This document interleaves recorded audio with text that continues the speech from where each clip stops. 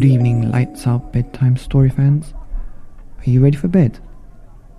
Are you ready for another bedtime story? Well, you're in for a treat, especially if you can understand Korean. The book is also available in many other languages, so go and check it out. Because tonight's story is called The Fabulous Lost and Found and the Little Korean Mouse. The story was written by Mark Pallis and illustrated by Peter Bainton. Once upon a time, in the middle of the big city is a tiny yellow building. If anyone loses anything, this is where it ends up. It's called the Lost and Found. Mr. and Mrs. Frog keep everything safe, hoping that someday every lost watch and bag and phone and toy and shoe and cheese grater will find its owner again. But the shop is very small, and there are so many lost things, it's quite a squeeze. But still, it's fabulous. One sunny day, a little mouse walked in. "Welcome," said Mrs. Frog. "What have you lost?" "모자를 잃어버렸어요," said the mouse.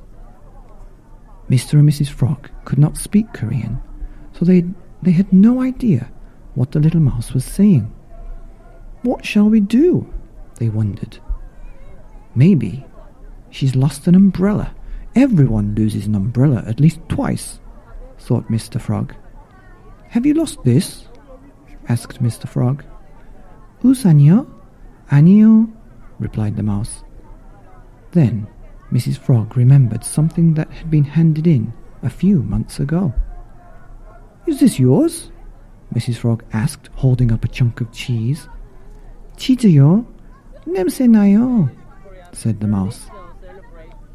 "Time to put that cheese in the bin, dear," said Mr. Frog. "Maybe the word 모자라고요 means coat," said Mr. Frog. "Now, where did I put that nice yellow one?" "Got it," said Mr. Frog. "코트요? 아니요. 모자를 잃어버렸어요," said the mouse. She was starting to feel a bit frustrated. "We need to keep trying," said Mrs. Frog.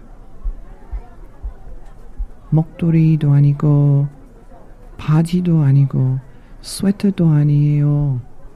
선글라스도 아니고 신발도 아니에요. 모자를 잃어버렸어요, said the little mouse. 자전거 2개도 아니고 컴퓨터도 아니고 책 3권도 아니고 바나나 4개도 아니고 열쇠 5개도 아니고.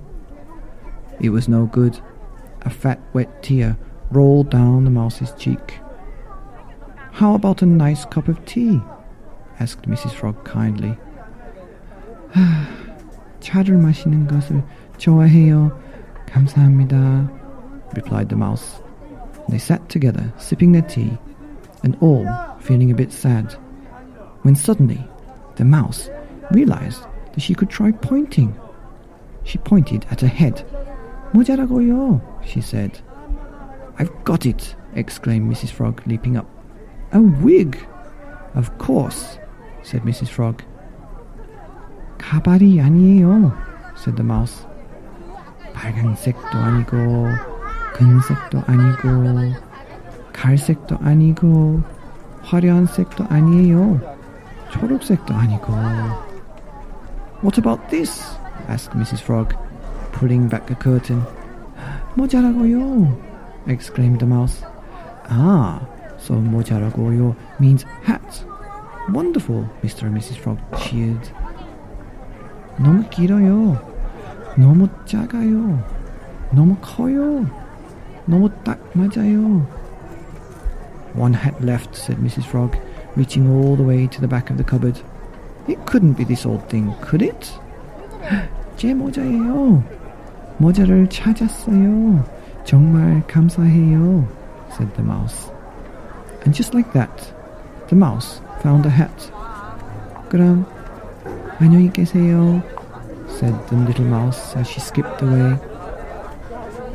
I wonder who will come tomorrow, said Mr. Frog. Mrs. Frog put her arm around him. I don't know, she replied, giving him a squeeze, but whoever it is, we'll do our best to help. The end. Thank you, Lights Out Bedtime Story fans. If you enjoyed tonight's story, please click subscribe, follow or like so that you can be notified of when the next episode is.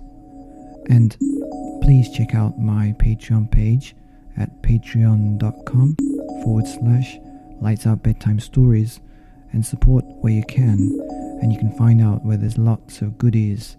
You can request a story, make a book, and lots of other things.